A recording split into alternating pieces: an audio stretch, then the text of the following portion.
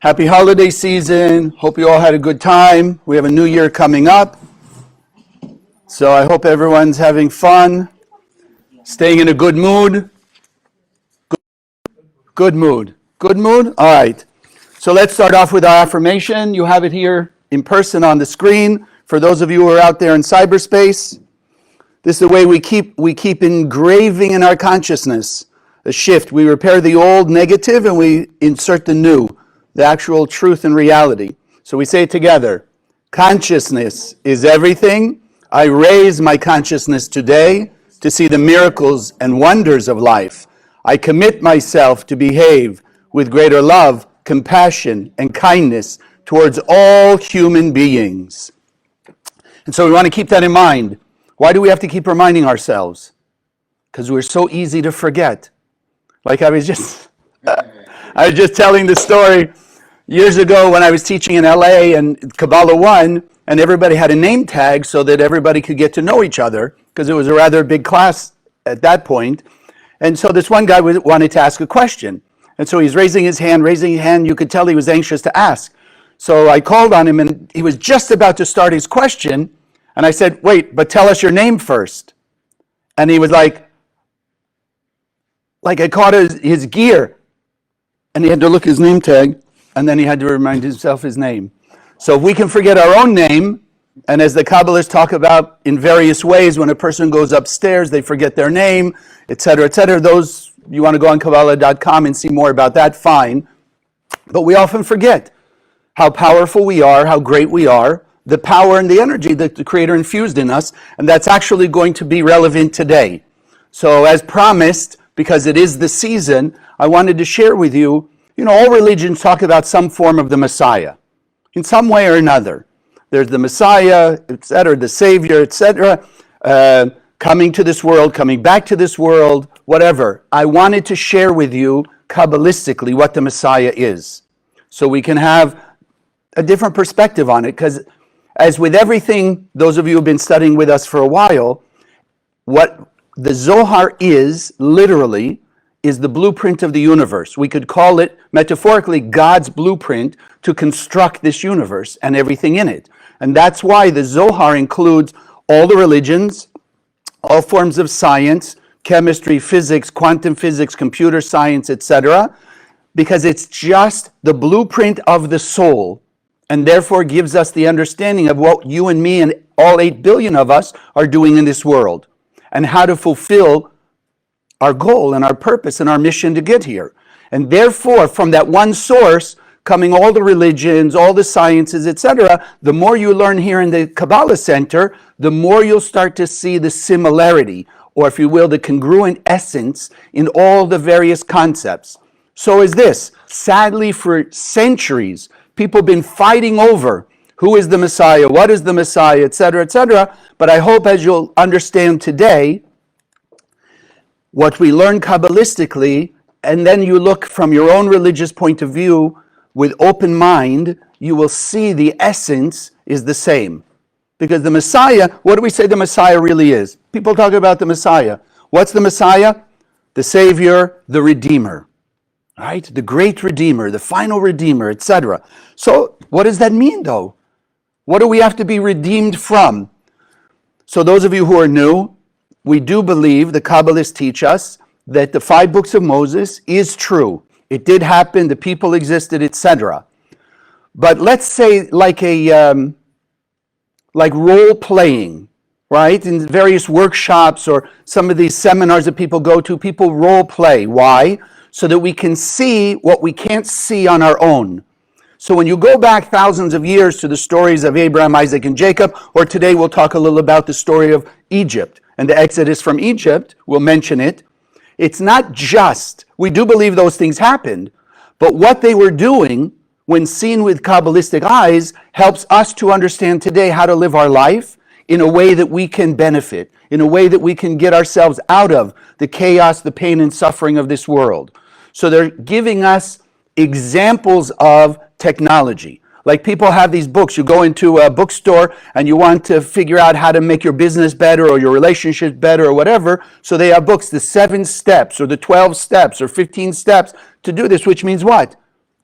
They're giving you examples of people who followed those certain steps, those certain procedures, and achieved whatever it was, success in business or health or relationships or whatever. And so what do? We don't do them per se. We copy what they did in our framework, in our life, in our relationships with our environment. We follow the same technology, ideally to get the same results: better health, happiness, joy, peace, etc. So we go back to the Bible. And what does the Bible say? Those of you a little more familiar, there were a group of people that were elevated from Aaron. There was Moses, Aaron, and Miriam, siblings. Moses we'll talk about here in a minute. But Aaron was chosen metaphorically, because the Bible is true, but I also want to remind you, it's like the tip of the iceberg, or like we say, it's the role playing. It's a code. And what the Zohar does is unlock that code, so we can understand how to live our life in the proper way now, 2021, almost 22, to remove ourselves from all the chaos we see in the world today, which I'm assuming you would all like. No? Love your chaos? It's all good? No? Exactly. Well, there are people who do. The Rav and Karen, my teachers, used to call it, people love to hug their chaos. And we'll also mention that in a certain way. So you go back to the Bible, and there was Aaron, who was elevated to what was known as, in the original Hebrew language, the Kohen. How would you translate that? The spiritual conduit, the highly evolved person who could see spiritual energies, etc., spiritual leader. So if a person did a negative action that the Bible calls a sin, which just means in our terms, they did something selfish, minor or major, and they came to realize that they had created a defect in their cosmos. Because whether you realize it or not, each of us live in our own world, not in an insensitive way, or not uncaring, or not divisive between people. I can only see the world through my eyes. So when I look around the world at 8 billion people on this planet, I can only see them, I can only assess them, I can only perceive them from my point of view, my consciousness. And this is why so many of us, especially in these last 2 years, have such arguments and divisiveness between friends. Because one sees one universe, one sees another. One sees one way, the other sees the other. Not because they can't see, but their consciousness, we'll say, comes from opposite ends. And therefore, they have opposite perspectives. So here this person did this negative thing. They came to realize that they created a defect in their world. So they bring a sacrifice. And I don't want to give you a whole class on what a sacrifice means, but in essence, it's a repair system. So they took their sacrifice, as you read, a goat, sheep, oxen, etc., and they took it to the person known as the Kohen HaMashiach. In Hebrew, when you say the Messiah, the word is Mashiach. Mashiach, Redeemer. Let's stick with that. So they brought it to the Kohen, the spiritual leader, the priest, if you will, the Kohen HaMashiach, the Redeemer. They brought the sacrifice. They essentially acknowledged what they did wrong. He takes them through a process, and then he sacrifices the animal. And Kabbalistically, then, the person has repaired the defect they put in their cosmos, in their world. They took chaos, turned it back to order. They took darkness and revealed light through it. But he's called the Kohen HaMashiach. Because why? He redeemed that person. He redeemed the person from their negativity. Or, what I would like to introduce today, redeemed them from their prison. To say, what was the prison? What kind of prison were they in?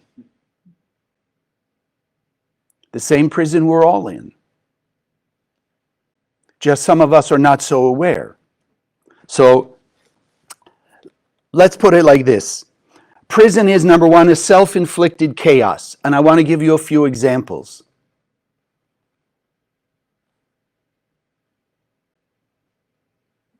Okay?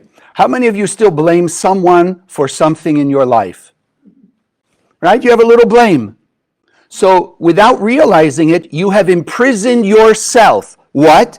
In the prison, If it's blame, the prison of no responsibility, no accountability, and therefore, sadly, no control over your destiny. So we all say, yeah, I want a good life, I want happiness, I want joy, I want all these things, but the more you blame, the more you're looking at everybody else, you're a prison as in a victim and no control over your destiny. You can't change things. So it'll be the same thing over and over again. You'll always find yourself blaming somebody else. You'll make an effort, I'm going to improve my life, and then somebody, as Karen once said, the same person, just a different body, comes and blocks you again. And so you blame that one. So you blame your parents. Look what they did to you. You blame your siblings. Look what they did to you. You blame the kids at school. Look what they said about you. You blame the teachers. Look what they did. So you grow up your whole life, blame, blame, blame, blame, blame, and you wonder why you're sitting in chaos, why you don't feel happy inside. You don't feel fulfilled. You don't feel the bliss that you know you're supposed to feel because you imprisoned yourself. What about guilt? This is a tough one because bad people don't have guilt. If you think about it, people, just to remind you, we understand every human being on earth, the soul is pure and perfect. We have free will, so we can behave in a negative way, but there's no negative people. There are people of the light of God that act in a negative way because we have free will. The opponent, we go back and learn Kabbalah 1 to remind yourself if you forgot. So what is guilt? It's that prison. It's the same prison. Oh, it's the prison of I'm a good person. Why am I a good person? Because I feel guilt. I feel bad about what I did. Meanwhile, what's the prison then? Being a good person, because bad people don't have guilt. But what's the prison? Same thing. Not changing your destiny, not improving your life. Why? Because what is guilt? I did something wrong. Imagine, I know it sounds very simple.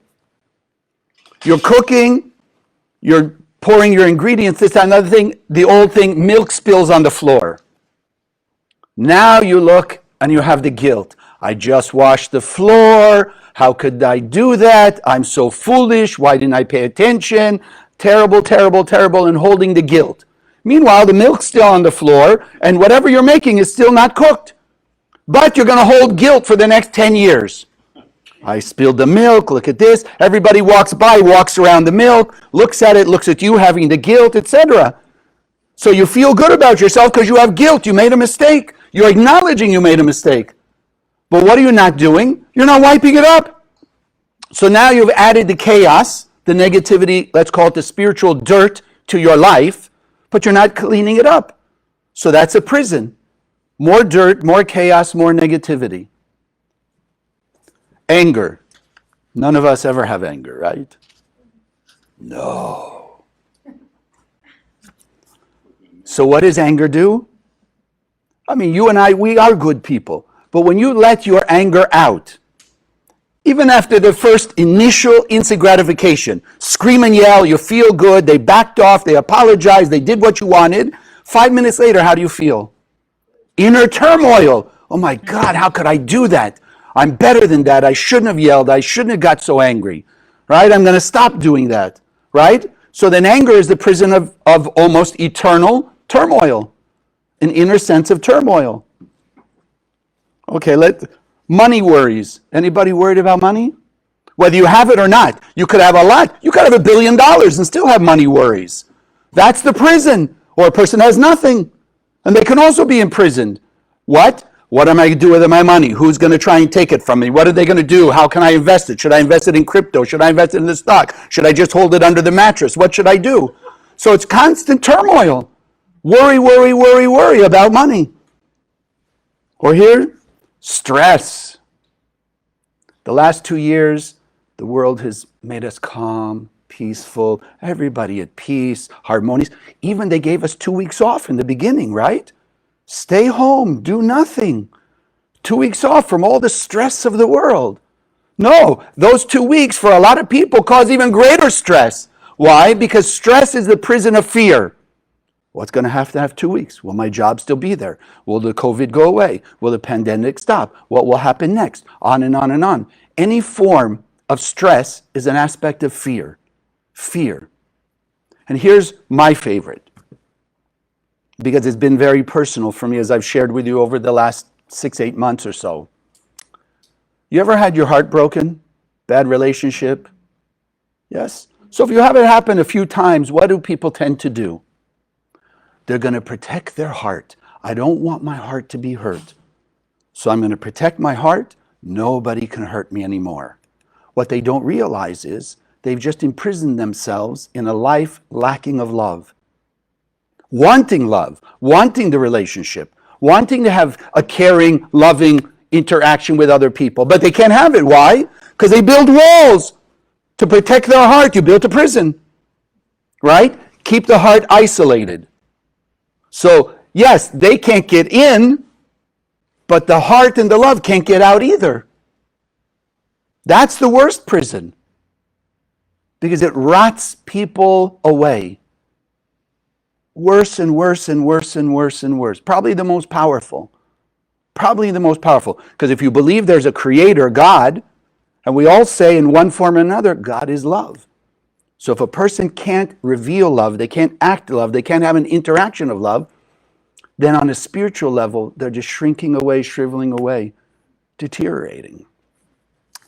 So, we said people in the Bible, and some of us here and there, you acknowledge you're in this turmoil, you acknowledge you've done something wrong, you've acknowledged your negativity, but I want to read to you, because I just started going back to remind myself, Becoming Like God by Michael Berg. I used it in the advanced classes, and it woke me up in a new way. So I want to read you this, and it's in just the very first page of the introduction. This book is a letter addressed to the inmates of a prison. Not Sing Sing. It's a strange prison because within its walls lie mountains and rivers and sunsets. It contains rare birds and rare diseases, mini dramas, maxi dramas, melodramas, and the latest DVDs, just to show you how old it is. The prison has no name, but over the years, its inmates came up with one, and it's stuck. They call it life. No one gets out for good behavior, and in this facility, everyone is sentenced to die.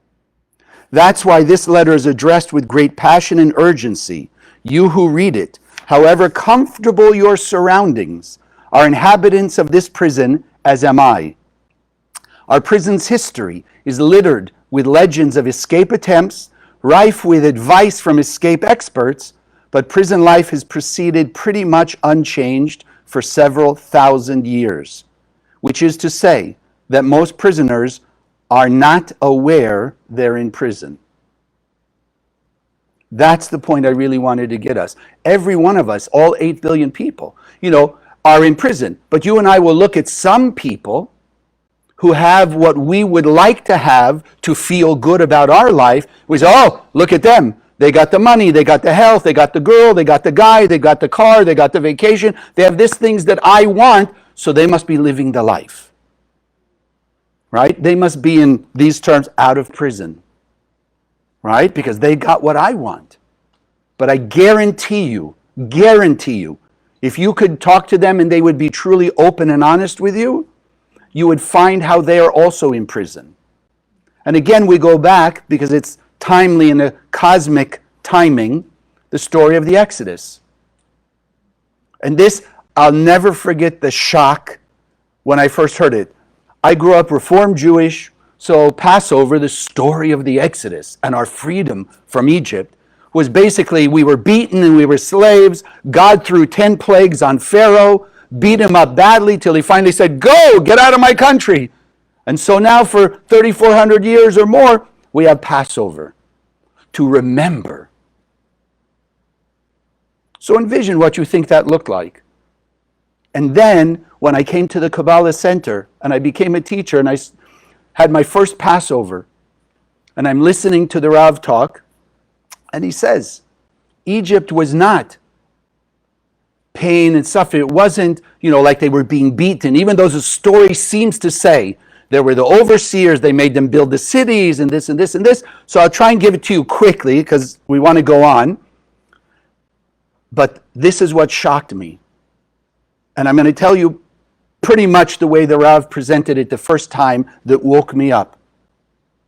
If it was so bad, if they were truly being beaten and beaten and beaten till they called to God, help us, get us out of here, why? If you read the story in the book of Exodus, Shemot, why when they're traveling through the desert, every day, virtually for 40 years, they're complaining to Moses, Moses, we told you to leave us alone in Egypt. Why'd you take us out in the desert to die of thirst, of hunger, of this, that, and the other thing? We had in Egypt. So the Rav would say, how many people do you know who escaped, survived Auschwitz, want to go back?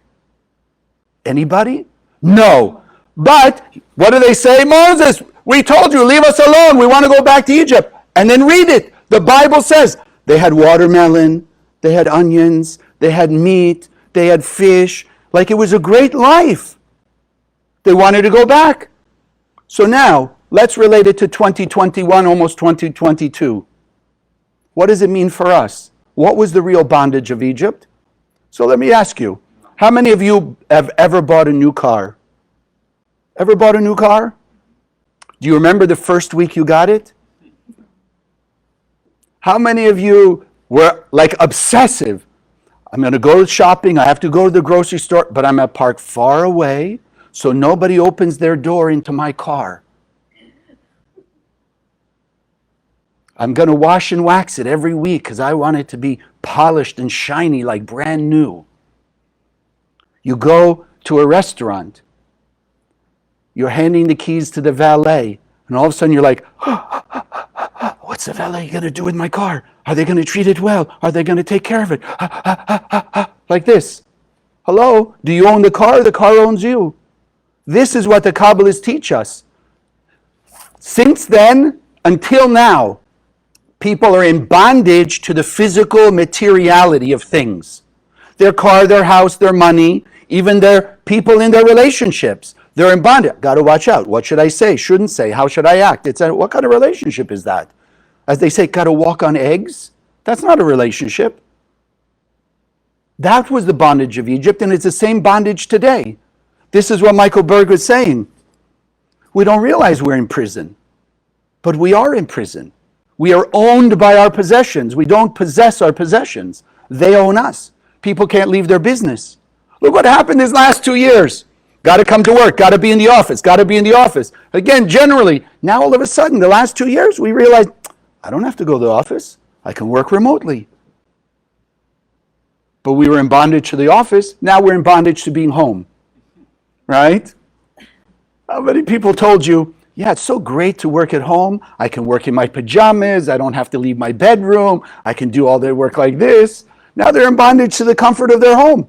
Now when people could come out, restaurants open, whatever things open like this, even the office is open, the Kabbalah Center open. Oh no, it's comfortable just to watch online. I know people, maybe some of you watching, just saying, who just live within a couple miles from here. But it's comfortable, you can watch online. So why should I get up, get dressed, show up, come here, take the 10 minutes to get here, back, etc. That's what we become. That was the bondage of Egypt. That's exactly what we have to overcome. How are we going to do that? Take the example of Moses. Moses was a Mashiach. Was he not? He freed us. He was the Redeemer who freed us from the bondage of Egypt. Go back, go on Kabbalah.com, watch all the stories because there's 1,000 other things I could tell you, but let's sort of cut to the chase. What did Moses do? He freed us by doing what? Woke us up. How did he wake us up? Read the story. When he was the prince of Egypt, basically the adopted son of the king Pharaoh, he's walking around overseeing what's going on, and it says, very simply, he saw the suffering. The Kabbalists go through great detail. What does it mean? Moses opened his heart. He was such a highly evolved person, as you and I work to be. He knew there was only one soul. He knew God created only one soul. Unfortunately, today, in the physical five senses, it looks like it's separated into 8 billion bodies, but it's still one soul. Moses felt the pain of all the people he saw suffering. Now remember, he didn't see them beating. He saw like this. So it says they built cities. So I don't know which city you want to pick, because I don't know the history here of Boca, but it had to be some time when Boca was just empty dirt. And somebody came along to build the city of Boca, no? Didn't mean they were being beaten and tormented to build, to construct things. People built from the desert. Las Vegas. Right? So when you read they were forced by the king Pharaoh to build the cities of Piton and Ramses, doesn't mean tortured and tormented. I hope you're getting the idea. Like today, we want to build a name for ourselves. We want to build some legacy for our children. We want to build, that's the kind of building. Back to the material world. You and I are learning here in the center how to build a legacy of the light. How can we change the world that, as Karen said, for years even before she left the world, the thing she wanted to make sure is she made the world a better place for her being in it. And she sure did. I'm one example. She was my introduction to the center. Just blew me out of the water. And I'd been studying spirituality and teaching for 10 years before that. But just her energy and what she said, whew, and so here I am now. Actually, it's coming up, just on a side note, Wednesday will be actually my 34th anniversary of being a teacher in the center. 35 years of being in this. Okay, I didn't mean to say. Okay, thank you. It's just, okay. Anyway, so we have to start feeling other people. Moses started to feel other people. If you can't feel other people, because think about it, if we're not sure, if we're not aware we're in a prison, how are we going to realize other people in a prison? We can't. There's a very nice story of the Baal Shem Tov, right? One of the great Kabbalists in the 1700s. He had a student, he was so pure a channel that it literally says he never kept money in his house. People would give him donations for his prayers, meditations, various things. He would go to collect for various causes. Yes, he had to pay his own bills, let's say. But if he had extra money at the end of the day, he gave it away as charity. So he literally never had money in his house. And this is what he taught all of his students. So he had one student who was very affluent. But because unfortunately there were other people at the time who called themselves great scholars, who said what we should do to truly be spiritual was beat ourselves, live on bread and water, right, except for the Sabbath, put rocks in your shoes, sleep on the floor, all those kinds, like torture and torment. So he had one student who was very affluent, but lived like he was poor. So one day he comes to this student, he says, no. He says, don't do this anymore. Go live, enjoy what God gave you, your wealth, like eat nicely and this and this and this. So he went off to do that. So the other students of the Baal Shem Tov came to him and said, hey, that's not what you taught us. Why are you telling him to do this? He says, well, look. He says he's got money, and the purpose of money is to share and help other people with it. Spread the light so you wake up the souls of other people. He says, but if he doesn't use his money and he's tormenting and torturing himself needlessly, then when a poor man knocks on his door and claims, poverty and he has lack and he's suffering, he doesn't relate because he's suffering also. So he could suffer too. But as he lives better, he eats good food, he lives nicely, he dresses nicely. Now the poor man comes and knocks on the door. Now he'll feel the pain of that poor man because he knows what it's like to have. He can feel the pain because he was a good student, but he had made himself on such a low level. So now he would be charitable and he used the money that God gave him in the way God meant it to be, to channel it, to give it to others, to spread light, not to make a name for yourself. Not to show, oh yeah, here, I'm going to give so they'll put my name up in lights. Look what Chaim did. No, I have to give because that's the only way to have blessing from my money. If you don't give your money, you have no blessing from it, which goes back to the prison. What's a miser? You think a miser is happy? No, miser is miserable, but they got a lot of money. Do they have blessings for their money? No. It's another prison. Another prison. So we have to learn, one, to realize we are in prison. And thereby we can realize other people also in prison. And the more we come to understand they're in prison also, and we realize we are one soul, the easier it will be to feel their pain and to do, if we feel their pain like ours, what do you do when you're hurting? Put your hand on a hot stove. You wait and say, well, maybe other people right now have their heart on the hot stove also, and it's burning their finger, so I'm just going to keep my finger here. No. When you feel the pain, what's the first thing you do? Your hand comes off that stove in a microsecond, right? But we look around, and again, if you see somebody else who fell and they've scraped themselves up, okay, we're good people, we'll go help them, etc., etc. But how many people can we perceive are in pain and suffering, no matter what their life looks like? To feel past the illusion, past the outside. That's what our work is. To feel the pain of other people, go that next level. Messiah. What's the Messiah? Supposed to take us, he said, redeem us. From what prison? What's another word for prison? Hell. No? Can't live a hellish existence in this world? No? Yes, no? Yeah, of course, right? Trouble again and again. Like we said, even a guy with $1 billion who's worried everybody going to come steal his money or cheat him out of money, or somebody wants to marry him before his money, etc., etc. He's in prison also. He's in prison also. So the ideal of the Messiah, what is Mashiach? Redeemed from the prison. Simple terms, to take someone from hell to heaven. So if you go back in traditional religion, isn't that it?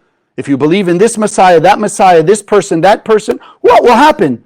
Then when the end comes, you will be able to go to heaven out of this hellish existence of earth. And that is how what we call the opponent, the parasite in our head, has created a religious connotation traditionally. This world should be hell.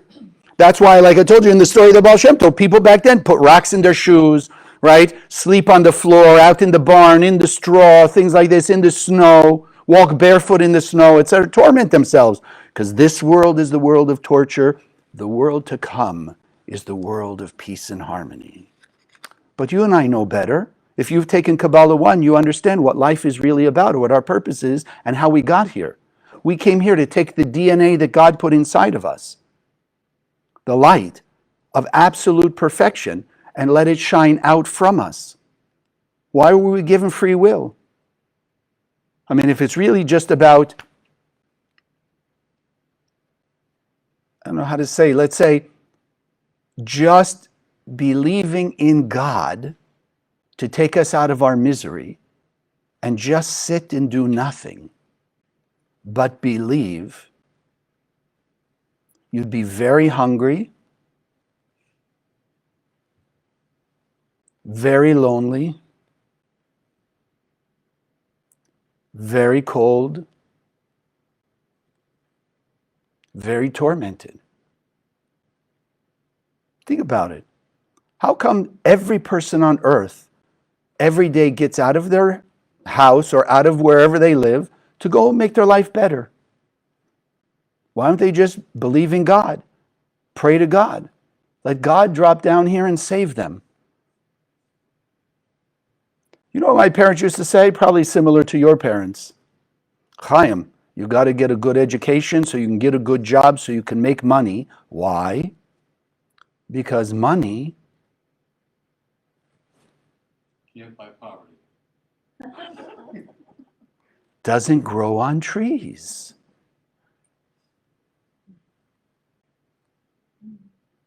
Meaning you've got to do something to get the money.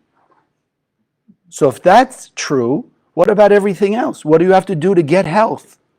Just sit there and do nothing? No, you got to eat properly, diet and exercise, etc., etc. If you want a good relationship, do you just sit home and say, God, send my soulmate? I'm going to sit here and wait till the knock on the door. Should I say it? That person will be waiting until hell freezes over. Of course, I shouldn't say that either, because the Zohar says there's a hell of fire and a hell of cold, of snow. So there is a hell that's freezing over. but not in the good way. So we came here to do actions. Now, what is the Messiah? And I do want to share with you, the Kabbalists teach there is a soul. Remember, there's one soul that in today's world has extended itself like fingers into 8 billion physical bodies. But my 5 fingers, even if I show you like this, so you see, let's say, okay, 4 of them, let's skip that one. You see 4 fingers. So they look like they're separate. You and I know, no, they're all part of one hand, my hand. So the Kabbalists say in that same way, that every soul, every person has an aspect of that one soul. We have unique talents and abilities, etc. There is a soul called the Messiah, the Mashiach. There is a soul, an aspect of that one soul that is incarnate in every generation.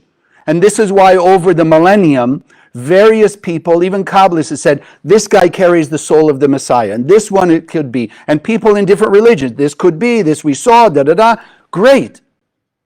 But the difference is, the Kabbalists teach us, the Messiah is not coming to save us.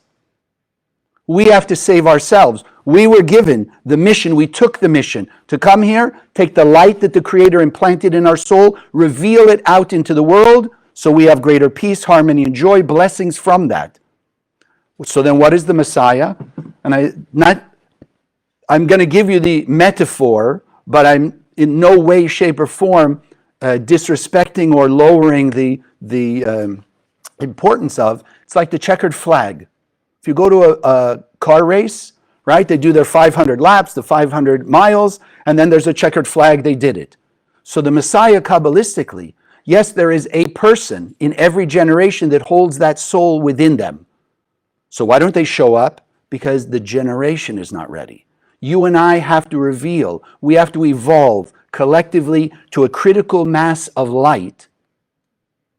Then that person who exists in every generation in different bodies will show up, will reveal itself, and then take us, if you will, guide us the rest of the way.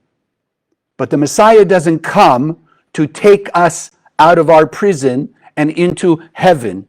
We have to start being more heavenly ourselves. We have to start breaking through our negativity. We have to start doing more and more actions of transformational sharing. Let the light shine, like we say in our affirmation. Greater love, compassion, and kindness towards all. So let's be very practical in a simple way. It means the people you don't like, the people who've hurt you, said bad things, acted in a bad way. That's the most important for our evolution. You want to grow quickly? That's the way to do it. With the people that you've had the most trouble with. And again, I just want to let you know, doesn't mean that you have to hang out with them, be best friends, let them in your house or whatever. You could be thousands of miles away. But from your point of view, you're shining the light, channeling it from above. Open up your heart, let it flow out to those people. Wake up the God in them as you wake up the God higher inside you. That's our work. So there is a person, even Kabbalistically, that will be revealed as the Messiah. But the most important is shifting our consciousness, is the consciousness of the Messiah. That we all have. All. So I say it again. Everybody has the consciousness of the Messiah. Why? Because God implanted us 100%.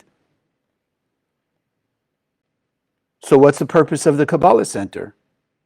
To unite people, teach this wisdom with all the tools and the technology that we can support each other in revealing our Messiah's light, our DNA of God, to the extent that we will then be able to see clearly our own prison, and we'll be able to see how we can make, even if you want to stay within that prison, but make it truly a heavenly existence. That's the power we have. So it's not that there is somebody coming to save us. No, we have to save ourselves. And we can only do that by helping to save other people. Then when there's that collective critical mass of light, then this person will show up to take us the rest of the way. So, and some of you think, So I'll tell you a quick story, sort of closing up here a little bit. Because all the religions, they have their viewpoint on the Messiah. Kabbalah Center and what I've been learning here all these years, how to be practical. So when the first few years I was in the center, we used to go literally knocking on doors, cold calling to introduce Kabbalah to people. So one time I was in upstate New York, I knock on this door, Christian man opens the door, was very friendly, I tell him Kabbalah, he says, yeah, come in, let's talk. So we have a very nice conversation, and this and this, and he's saying, how come the Jews don't believe that Jesus is the Messiah, back and forth, back and forth. So we had a short conversation, I said, look, let's just be practical. The Jews are looking for the Messiah called for the first time. Christians looking for Jesus to come back, the Messiah, the second time. I said, look, let's just work together. Let's take away the divisiveness. Let's stop fighting over, Jews are different than Christians, different than Muslims, different than Buddhists, different than this and this. Let's just work together, unite ourselves to bring enough light that will bring the Messiah, right? There'll be peace on earth. I said, then you and I can sit in the rocking chairs on the porch, and now we can decide, was it the first time, the second time, the third time, the fourth time, the 20th time? But let's be practical. There is no peace on earth right now. So instead of fighting over is he or was he or who was or what was, etc., no, let's just be practical. Let's do the work that we need to do to bring the Messiah. The Rav used to say, because, in various traditions, they're waiting for the Messiah. And the Rav said, no, the point of the Kabbalah Center is not to wait for the Messiah. Like we said, wait for, the money to come at home? No. Wait for things to show up? No. We are making it happen. By opening the doors to the Kabbalah Center to every person on earth, this wisdom to everybody, even though that opponent in our head has said, no, Kabbalah is only for these people in this way and that old and this smart and da-da-da. No, there's no limitation. Every human being on earth has God inside their soul, has love inside their heart. The trouble is, like we're saying today, imprisoned. So our job is to open it up. So, it's inevitable that the Messiah will come. That was guaranteed from the moment of the Big Bang. There will be peace on earth. The issue is twofold. How we use our free will to either speed up the process or slow it down. How we use our free will to break through our own negativity and do uncomfortable acts of sharing, or, heaven forbid, wait for the pain and suffering to be so strong that a person has no choice. So if you wake up today and you say, I want the Messiah now, then don't look around at everybody else and say, okay, so you've got to do this, and you've got to do this, and you've got to do this. Look in the mirror and say, okay, so you have to forgive the person you didn't want to forgive. You have to give the charity you didn't want to give. You have to be kind to the person you didn't want to be kind. You have to be understanding to the person you didn't want to be understanding. You have to be compassionate in the ways you didn't want. You have to do all the godly acts in the places, to the people, in the ways that was yesterday something you would never have considered doing. That's called the way of mercy. That's speeding up the process. And how do we know we can speed up the process? Go back to Moses. If you read and understand the Bible carefully, the Israelites, not the Jews, the Israelites, you and me, were supposed to be imprisoned in the exile of Egypt 400 years. But because Moses came along and opened his heart to feel the pain of other people, and gave all of us ways and means, one, to see we were in prison, two, to break free from our prison, that exile was reduced from a prison term of 400 years to 210 years, almost in half. So we've been waiting now 5,782 years, according to the Kabbalistic counting, out of 6,000. So we are 97% of the way finished. So the finish line is right around the corner. How fast it can happen is not up to God, and it's not up to the Messiah. It's up to the person you see in the mirror, and the person that you see that's in the mirror, that's in disguise as 8 billion physical bodies out in your world. That's the person who decides. So today, let's commit ourselves to be like Moses. Start to open up, one, to desire, to have greater certainty. The final redemption is here now. It's ready to happen. Doesn't have to take another 200 years. Like Moses, he shortened the process. So open our hearts. Let's commit ourselves. Open our hearts and don't let it close. For me personally, one of the things that's been the biggest transformation for me in these last year is realizing, one, how imprisoned my heart was, opening it up to just be more loving and more kind, and committing myself that even if a person steps on my heart, I'm not closing it again. Because the pain of being inside that prison was worse than the pain of anything a person could do to me. Anything. So as we will make that commitment, open our heart and start to feel the pain of others, and we start to set the example. Let people see you happier, kinder, nicer, more generous, more forgiving, more tolerant. Shine your light so bright because every person is drawn to the light, that they will also want to follow that path. And then, as we act more with love your neighbor as yourself, which is really what the Messiah consciousness is about. Love your neighbor as yourself. Right? That's why there is no Messiah for one group. Not Kabbalistically. The Messiah is the Redeemer of all humanity because all humanity come from God. So the more you and I open our heart, commit ourselves to actions of transformational sharing, decide we're going to live more love your neighbor as yourself, then not only do we cause the Messiah to speed up, to show up now. Why not now? 2022, why can't he show up now? No reason. Everything's here. We have all the tools, all the technology. We just need you and me to do more, attract more people, reach that critical mass. Then not only will the Messiah show up, but you and I will be able to reopen the gates to what we might call heaven on earth. We could do it now. Reopen the gates to the Garden of Eden, which is what heaven on earth is about. God bless.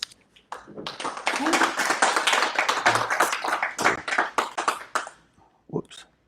So as we always do, I'm going to put it here on. For those of you who are here, right, and those of you watching online, we can't do this without you. We can't maintain this program. We can't speed up the process. We can't grow the projects of the center. And I do want to thank, those of you who have been regular contributors online to the Karenberg Scholarship Fund, to the Zohar Project. Oh, thank you for reminding me. If you don't have one of these, please make sure you get one. At least this. Carry it, give it to your loved one, just to put in their car, have in their pocket, hold in their purse. It just shines the light of God. Period. Simple. Will awaken the soul. And that's all we want to do. As the soul wakes up, people will naturally want to be more loving and kind. So we always take this few moments.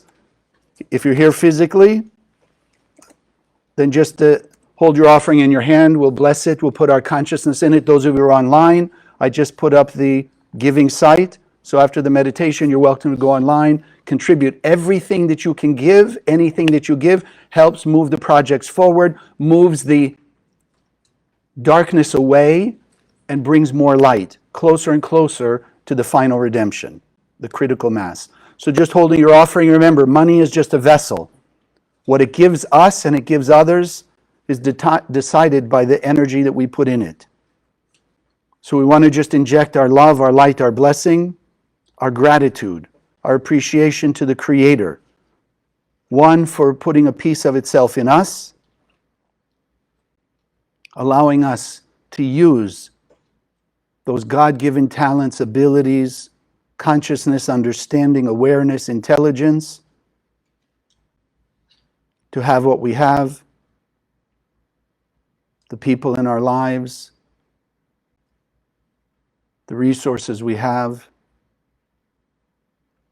the greater and greater sense of peace and harmony, protection, and greater certainty that it is in our hands, the state of the world, and to know that we, those who are awakened on a spiritual level, who truly understand the power of the light of the Creator as the source of the final redemption, and we as the channels of that light, to remove the darkness and reveal heaven on earth.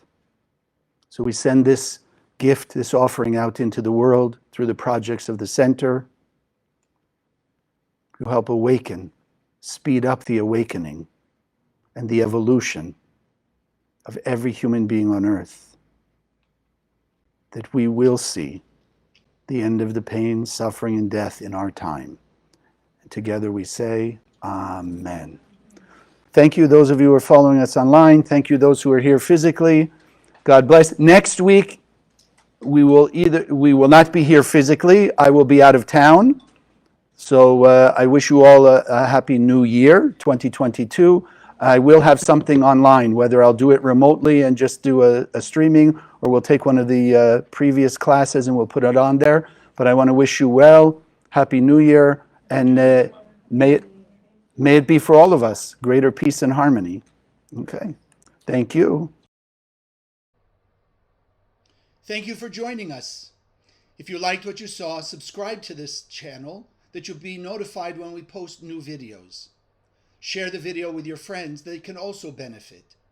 And check out the website, www.kabbalah.com, that's Kabbalah, for hundreds of articles and classes. Wish you an amazing day, and God bless.